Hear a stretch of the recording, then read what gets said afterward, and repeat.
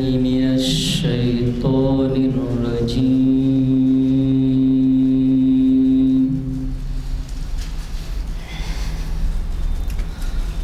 بسم الله الرحمن الرحيم.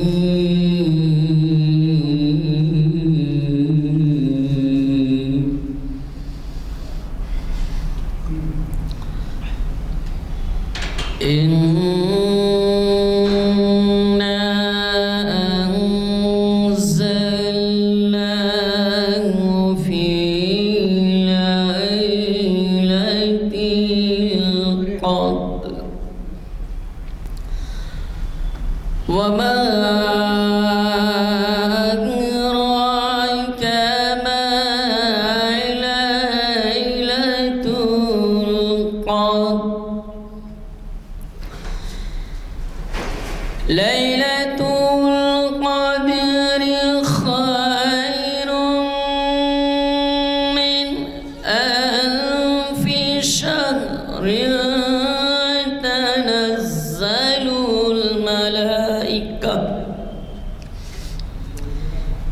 تنزل الملائكة والروح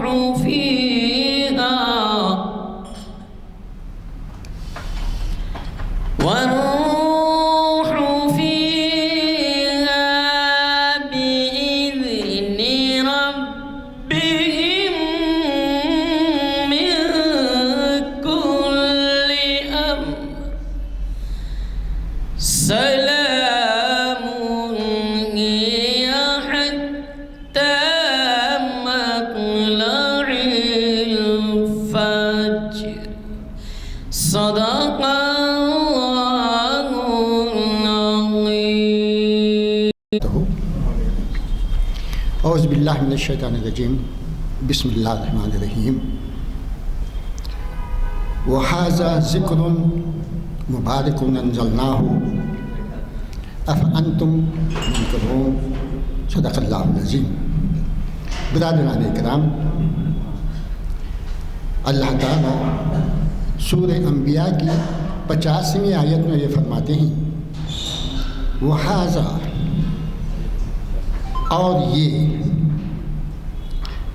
نصیحت، ذکر مبارک، برکت والی نصیحتوں کو ہم نے تم پر اتارا.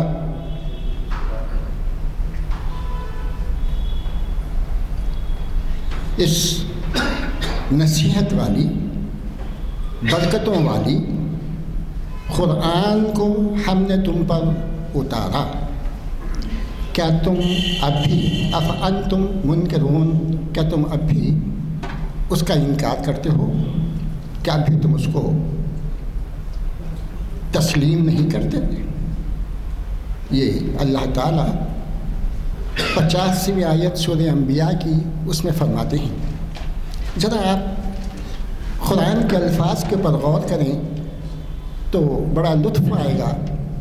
پڑھنے اور سمجھنے کے بعد جو ہے آپ خود بڑی خوشی محسوس کریں گے. اللہ تعالیٰ اس آیت کی ابتدا میں یہ فرماتے ہیں، وَهَذَا، اور یہ یعنی یہ کتاب جو نصیحت اور جو ہے مبارک ہم نے تم پر اتاری ہے، یہ تو اور یہ کا مطلب اس سے پہلے بھی کوئی اتاری تھی. تو اس سے پہلے کی آیت میں اللہ تعالیٰ فرماتے ہیں حضرت موسیٰ اور حضرت ہارون کے سے متعلق ان سے جو ہے مخاطب ہوتے ہوئے کہ ہم نے تم پر اتاری کتاب. اللہ تعالیٰ نے ہر پیغمبروں کے اوپر خصوصی طور پر 4 جو ہے جو کتابیں نازل ہوئی ان سب پیغمبروں کے اوپر جو اتاری ہیں، تو اس کے اندر جو ہے اللہ تعالیٰ فرماتے ہیں اس کی یعنی پچھلی آیت کے اندر کہ ہم نے یہ کتاب تم پر اتاری ہے موسیٰ اے ہارون، جو فرق کرنے والی ہے، جو تم کو صحیح راستے پر چلانے والی ہے، جو حق و باطل کو، اچھی اور بری چیزوں کو، حلال اور حرام کو واضح کر دینے والی ہے. کون سی؟ وہ توریت ہے.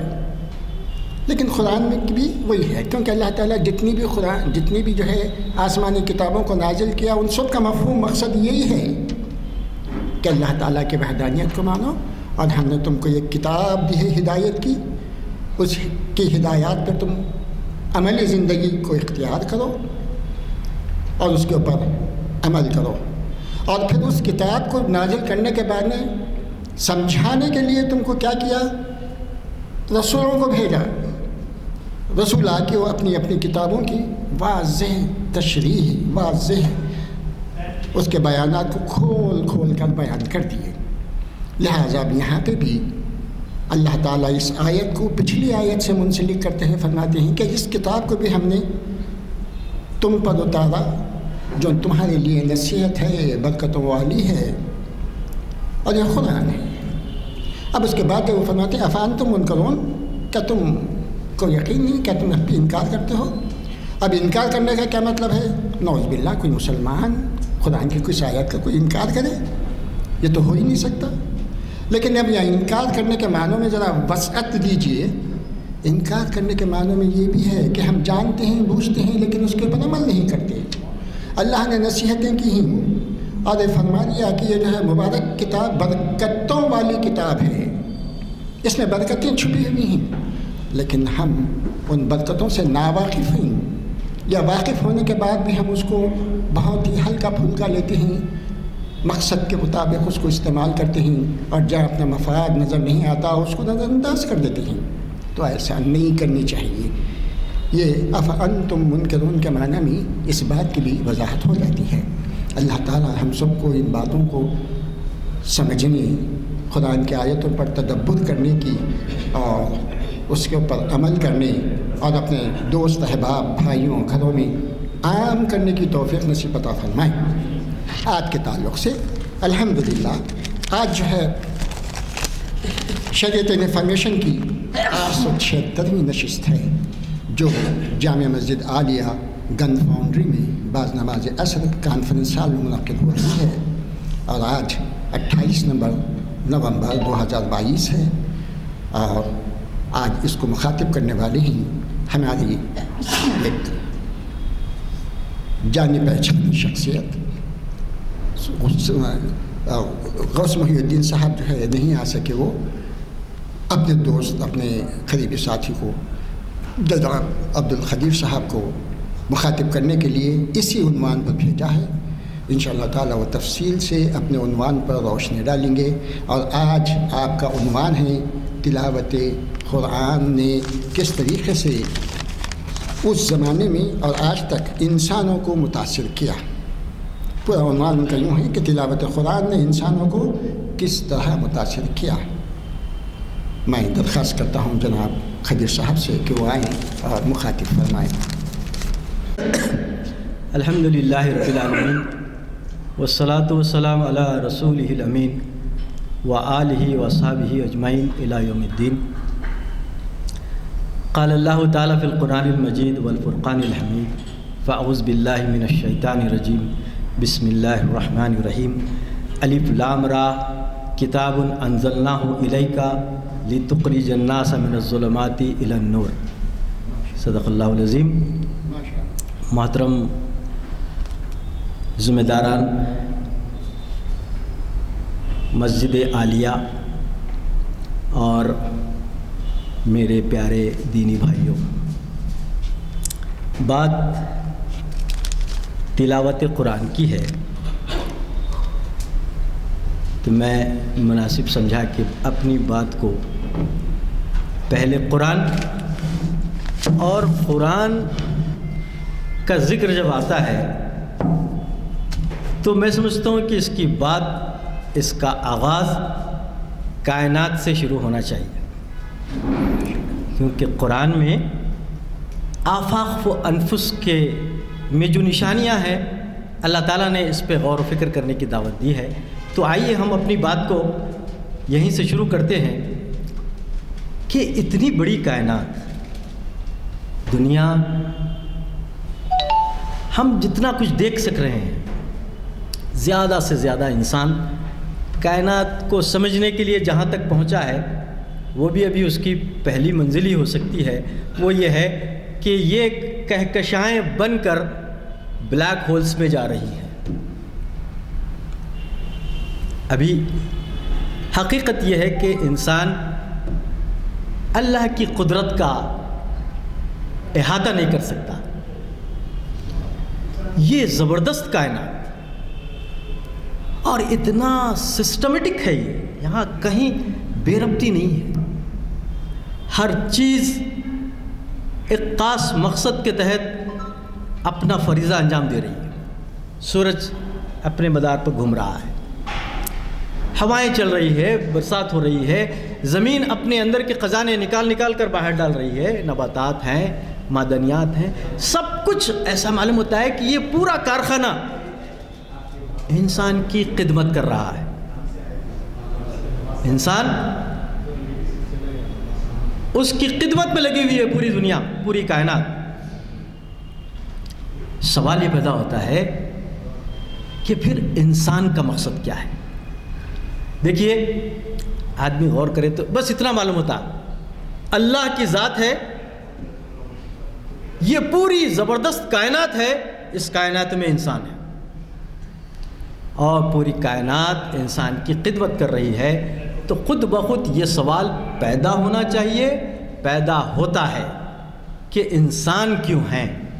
دیکھیے، یہ وہ سوال ہے، میں کون ہوں، یہ کائنات کیا ہے، میرا اس کائنات میں مقام کیا ہے. یہ ہر عقل مند آدمی کے ذہن میں یہ سوال پیدا ہونا چاہیے. اگر یہ سوال پیدا نہیں ہو رہا ہے، انسان اس کے دل میں یہ سوال اگر پیدا نہیں ہو رہا ہے، تو اس کی حیثیت، یقین مانیے، اللہ نے قرآن مجید میں کہا کہ ان کی حیثیت جانوروں کی ہے، بلکہ جانوروں سے بھی بدتر ہے. اس اہم سوال کا جواب بہت ہی لاجیکل جواب، عقل کو اور دل کو مطمئن کرنے والا جواب قرآن مجید دیتا ہے.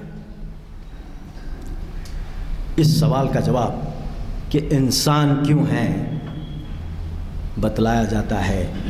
انسان، کائنات انسان کے لیے، انسان خدا کی بندگی کے لیے. یہ اور یقین مانیے، یہ جو اللہ کی معرفت ہے، اللہ کی پہچان ہے،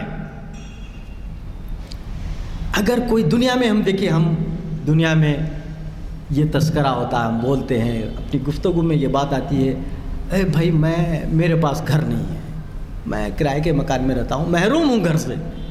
کوئی کہتا ہے کہ بھائی میرے پاس گاڑیاں اچھی نہیں ہیں، بڑی گاڑی نہیں ہے، میں محروم ہوں گاڑی سے. میرے پاس کوئی عہدہ نہیں ہے، کوئی منصب نہیں ہے، میں اس سے محروم ہوں.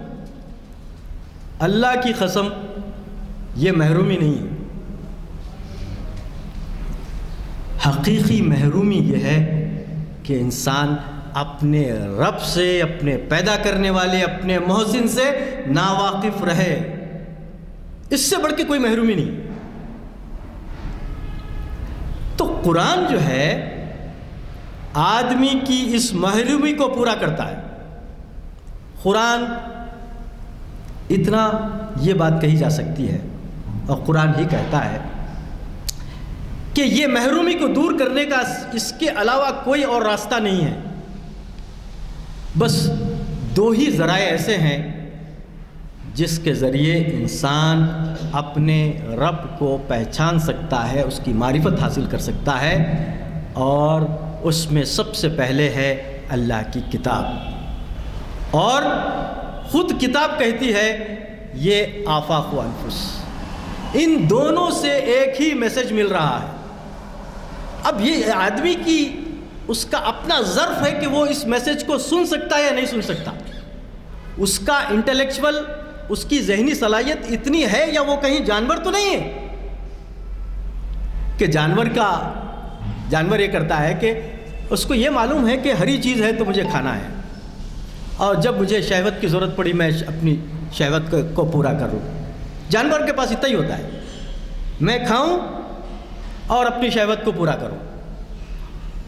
لیکن اگر انسان بھی ایسے ہی سوچے کہ میرا کام کھانا ہے اور بچے پیدا کرنا ہے، تو میں عرض کر رہا تھا، پوری کائنات سے ایک میسج نشر ہو رہا ہے. جیسا ریڈیو سے ایک میسج نشر ہوتا ہے، ایک میسج وہی ہے جو کائنات دے رہی ہے اور وہی میسج قرآن مجید دے رہا ہے. پوری کائنات یہ بول رہی ہے. یہ میرا قصور ہے اگر میں آواز نہ سنوں. وہ آواز دے رہی ہے ان اعبدوا اللہ، بندگی اختیار کرو. تمہارا مقام بندگی کا ہے، تم خود مختار نہیں ہو. جو رب اتنی بڑی کائنات پیدا کر کے تمہارے سامنے رکھ دیا ہے وہ تم سے حساب کتاب لینے والا ہے. تم مالک نہیں ہو. دیکھیے قرآن مجید کا یہ خاص نقطہ ہے، انسان مالک نہیں ہے. اللہ نے فرمایا کہ ہم نے انسان کو خلیفہ بنایا ہے، مالک نہیں بنایا. مالک اللہ ہے، ہم سب اس کے بندے ہیں. کسی کو مالکانہ حقوق حاصل نہیں ہے. جس کے پاس جو کچھ ہے وہ اللہ کے دینے سے ملا ہے اور اس کے پاس امانت ہے. تو میں عرض یہ کر رہا تھا کہ قرآن مجید وہ بڑی نعمت ہے جس کے بارے میں اللہ نے فرمایا کہ الف لام را کتاب انزلناہ الیک لتخرج الناس من الظلمات الی النور. ہم نے قرآن مجید کو اس لیے نازل کیا اے محمد صلی اللہ علیہ وسلم تاکہ آپ اس کے ذریعے لوگوں کو اندھیرے سے نکال کر روشنی میں لاؤ. یہ ہے قرآن مجید کا مصرف. اس سے یہ بات معلوم ہوتی ہے کہ جو شخص قرآن سے، قرآن کی تعلیمات سے، اس کی آئیڈیالوجی سے، اس کے نظام سے واقف نہیں ہے وہ دنیا میں بہت کچھ جانتا ہوگا.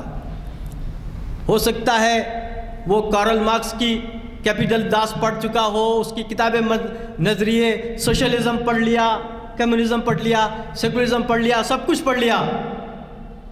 لیکن اگر وہ قرآن نہیں پڑھا جو کہ اصل سرا ہے تو حقیقت میں وہ اندھیرے میں ہے.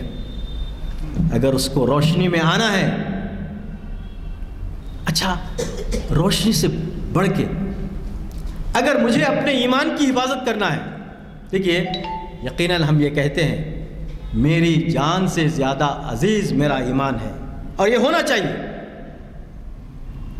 یہی مومن کی پہچان ہے کہ وہ اپنی جان سے زیادہ اپنے ایمان کو عزیز رکھتا ہے.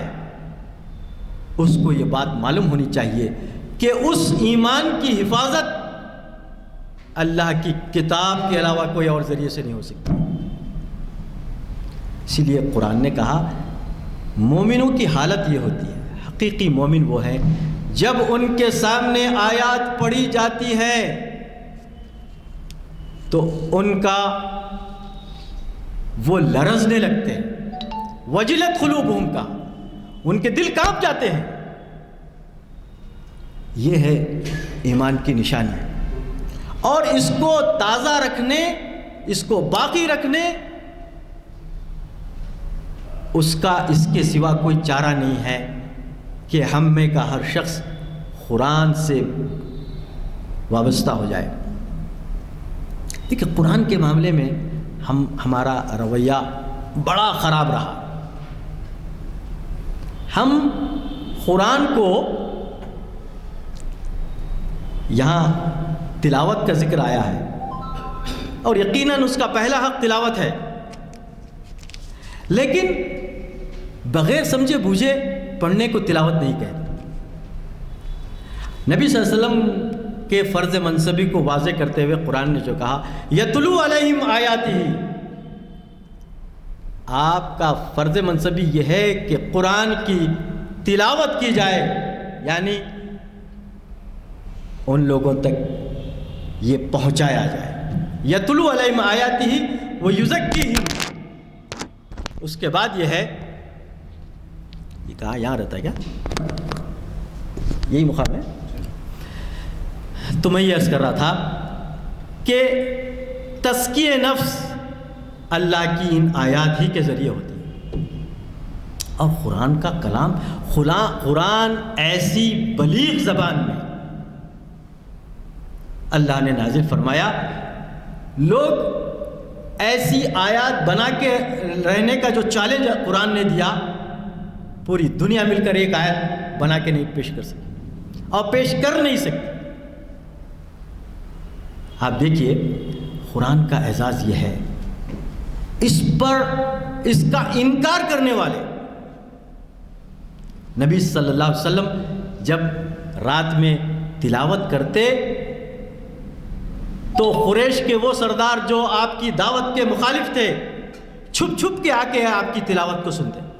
کیا بلاغت ہوگی اس کے اندر، کیا کشش ہوگی کہ آپ کے مخالف۔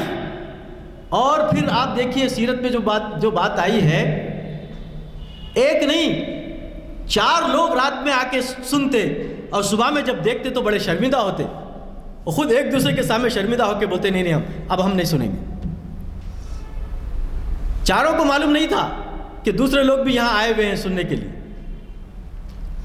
تو قرآن مجید وہ ایک معجزہ ہے، نبی صلی اللہ علیہ وسلم کو جو معجزہ دیا۔ دیکھیے میں یہ بات سمجھ میں آتی ہے کہ سارے انبیاء کو کچھ نہ کچھ معجزے دیے گئے، یعنی معجزہ یعنی جس سے لوگ عاجز آ جائیں۔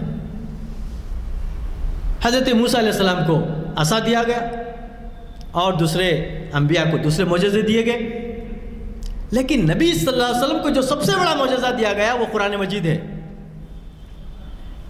اس لیے کہ نبی صلی اللہ علیہ وسلم کے دنیا میں تشریف لانے تک دنیا مینٹلی میچور ہو گئی تھی، بلاغت کو پہنچ گئی تھی، بالغ ہو گئی تھی، سوچنے سمجھنے اور ریزننگ کی بات ان کے ساتھ وہ ماننے اور وہ کیفیت پیدا ہو گئی تھی۔ اس لیے قرآن جو معجزہ ہے وہ کیا ہے؟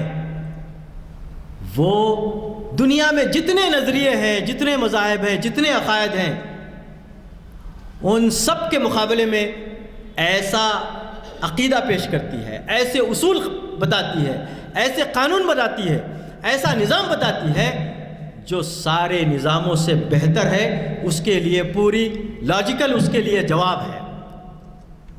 میں یہ اس لیے عرض کر رہا ہوں کہ آج دنیا میں جو لوگ اسلام قبول کر رہے ہیں، آپ ان کو اگر آپ ان کا جائزہ لیں گے تو معلوم ہوگا اس میں سے بیشتر لوگوں نے قرآن کو پڑھ کر اسلام قبول کیا۔ بہت پرانی نہیں، ابھی حال کی بات ہے۔ دیکھیے میں انشاءاللہ موقع ملا تو صحابہ کرام نے کس طرح، حضرت عمر کا واقعہ ہم سب جانتے ہیں نا، کیا چیز آپ کو ڈھیر کر دی؟ قرآن مجید کی وہ آیات جو ان کی بہن، جس بہن کے اسلام قبول کرنے پہ وہ اتنا غصے میں آ گئے تھے کہ اپنے بہن اور بھائی کو مارنے لگے، مار مار کے تھک گئے، تو اس کے باوجود ان دونوں کا سٹینڈ یہی تھا کہ ہم جس رب پر ایمان لائے ہیں اس سے ہم منہ نہیں موڑ سکتے، چاہے ہماری جان چلی جائے۔ تب انہوں نے کہا کہ آخر وہ کیا کلام ہے، میں بھی ذرا سنوں۔ جب قرآن کی آیات ان کو سنائی گئی وہ ڈھیر ہو گئے، انہوں نے کہا کہ چلو مجھے لے جاؤ نبی صلی اللہ علیہ وسلم کے پاس۔ پھر وہ سب ہم واقعات جانتے ہیں، اور آپ دیکھیے کتنے واقعات۔ سچی بات یہ ہے کہ نبی صلی اللہ علیہ وسلم پر ایمان لانے والے مکے میں سارے انٹلیکچوئلز تھے۔ انٹلیکچوئل بولے تو ہم ذرا بعض اوقات انٹلیکچوئل ہم کسی کو سمجھتے ہیں، کوئی ڈاکٹر ہے، وکیل ہے، انجینئر ہے، کوئی پی ایچ ڈی ہے۔ میں سمجھتا ہوں انٹلیکچوئل کا تعلق اس سے نہیں ہے۔ ایک آج کے دور میں تو ایک بہت ہی بدھو آدمی بھی کسی منصب پہ پہنچ سکتا ہے، اس کے لیے ریزرویشن ہے، اس کے لیے رشوت کے سارے دروازے کھلے ہیں۔ انٹلیکچوئل نہیں، سوچنے سمجھنے کی جن کے اندر صلاحیت ہے، وہ جو سوال ہے جو فطری طور پہ اٹھتا ہے، جن کے دلوں میں وہ سوال ہوتا ہے، وہ سوال جہاں حضرت ابوبکر صدیق رضی اللہ تعالیٰ کے دل و دماغ میں تھا، وہیں حضرت بلال رضی اللہ تعالیٰ کے دل و دماغ میں تھا۔ یہ انٹلیکچوئل لوگ ہیں۔ انہوں نے جب نبی صلی اللہ علیہ وسلم سے قرآن کو سنا، اس کے بعد کچھ پوچھا نہیں، فرمایا یہی حق ہے، یہ اللہ کا کلام ہے، یہ اس دنیا کے بنانے والے کا کلام ہو سکتا ہے، اس کے علاوہ انسانی کلام نہیں ہو سکتا۔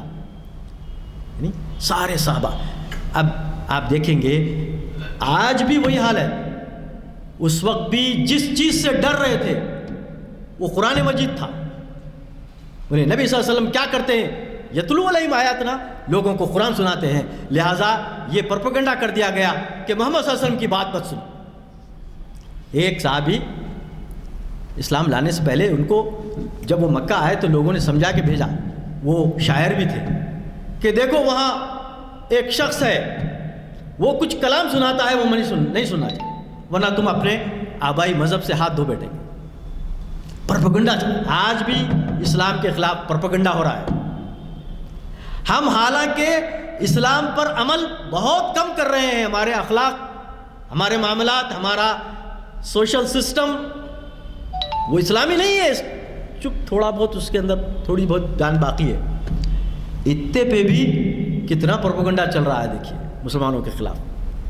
کیوں؟ وہ نہیں چاہتے کہ مسلمان اور غیر مسلم قریب آئیں۔ RSS کی پوری کوشش یہ قریب نہیں آنا، دونوں کے درمیان دیوار حائل ہو جائے، پردہ حائل ہو جائے۔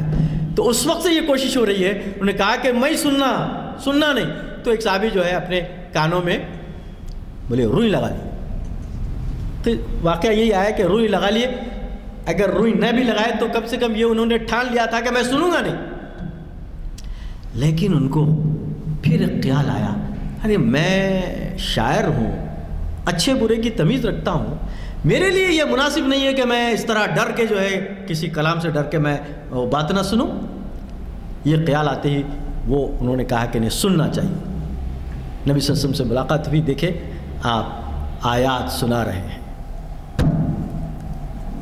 وہ صحابی اسی وقت آگے بڑھے اور نبی صلی اللہ علیہ وسلم کے کلمے کو قبول کر لیا۔ میں یہ کر رہا ہوں کہ یہ معاملہ 1400 سال سے مسلسل چل رہا ہے۔ قرآن مجید، اس کا اعجاز، میں جن کو جانتا ہوں، ابھی حال میں ان کا انتقال ہوا، بامبے کے ایک بہت بڑے خاندان، اگروال خاندان کے بڑے سیٹ کا بیٹا، بہت پیسے والے۔ اب اتفاق دیکھیے کیسے ہدایت کے راستے کھلتے ہیں۔ اور اس میں یہاں حیدرآباد کی ایک لڑکی، وہ بامبے میں ایک کالج میں پڑھتی تھی، اسی کالج میں یہ اگروال فیملی کے یہ صاحب بھی پڑھتے تھے۔ اور یہ حیدرآباد سے جانے والی یہ خاندان بہت ہی ماڈرن قسم کا تھا، ماڈرن قسم کے ہوتے نا۔ وہاں کالج میں دونوں کی ملاقات ہوئی اور پھر دونوں میں دوستی اور محبت ہوئی۔ لیکن اس حیدرآباد کی اس لڑکی کے دل میں ابھی وہ چنگاری باقی تھی اسلام کی۔ اس نے اگروال صاحب کے سامنے یہ شرط رکھی کہ تمہاری میری شادی اس وقت ہو سکتی ہے جب تم اسلام قبول کریں گے، اس کے بغیر نہیں ہو سکتا۔ تو اچھا، یہ کہانی میں اگروال سے سنا ہوا، سن کے میں آپ کو بتا رہا ہوں، ابھی حال میں انتقال ہوا۔ تو یہ صاحب اگروال صاحب بولے، کہا کہ میرے اوپر اتنا محبت کا ایسا جنون تھا کہ میں یس بول دیا۔ اور جب یس بولنے کے بعد میں جب گھر جا رہا تھا تو میرے دل میں خیال آیا کہ میں اسلام قبول کرتا ہوں بول کے بول دیا، لیکن مجھے جاننا چاہیے نا کہ اسلام کیا ہے۔ تو نے کہا کہ میں اپنی گاڑی محمد علی روڈ کی طرف موڑ دیا اور وہاں سے ہندی کا ایک قرآن خریدا اور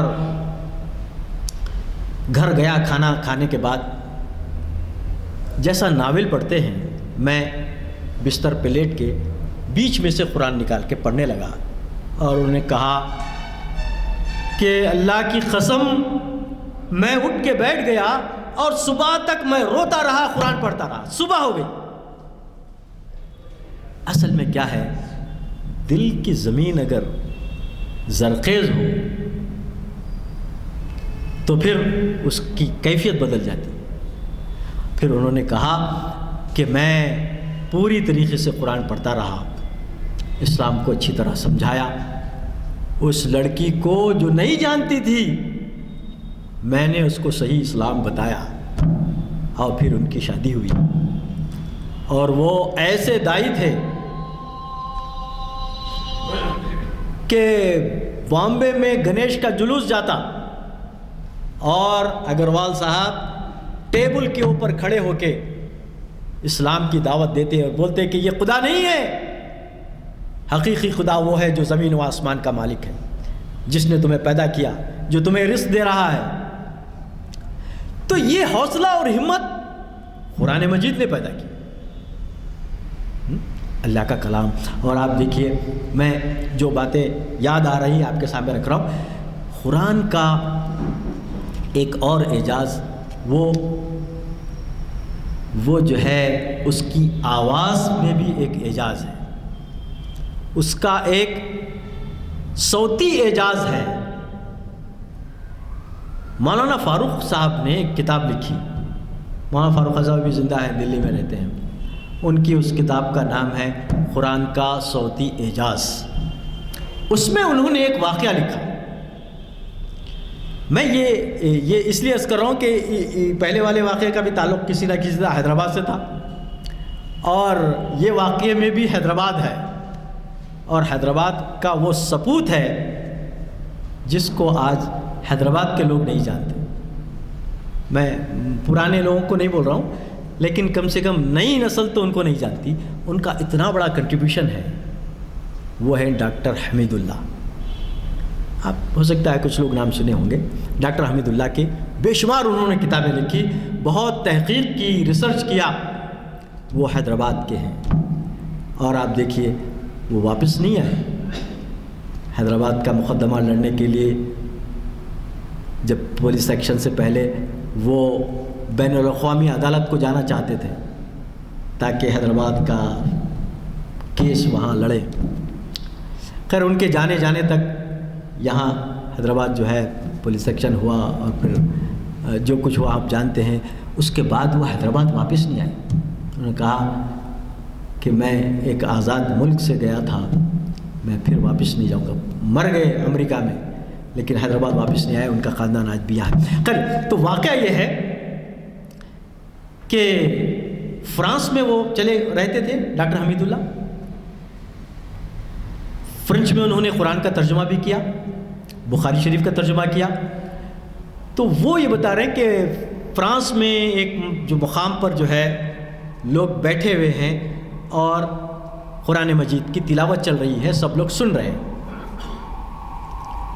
احترام کے ساتھ سب خاموش بیٹھ کر قرآن مجید کو سن رہے ہیں۔ ایک عیسائی میوزیشین جو میوزک کمپوز کرتا ہے وہ آیا، آ کے بولا کہ اس کی میوزک کس نے کمپوز کی ہے؟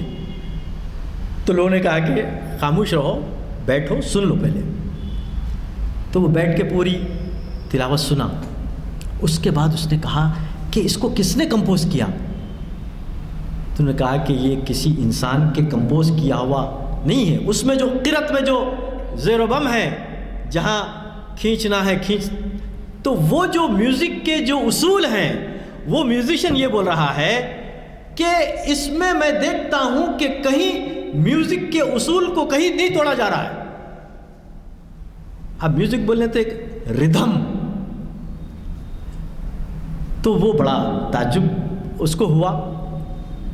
پھر ڈاکٹر حمید اللہ کی کوششوں سے وہ شخص اسلام قبول کیا، مگر ایک چند دنوں کے بعد وہ میوزیشین جو ہے جو مسلمان ہو گیا، ڈاکٹر حمید اللہ کے پاس آیا اور آ کے بولا کہ مولانا ایک جگہ قرآن میں ایسا ہے، میں پوری سن لیا ہوں، ایک جگہ ایسا ہے جہاں میوزک کا اصول ٹوٹ رہا ہے۔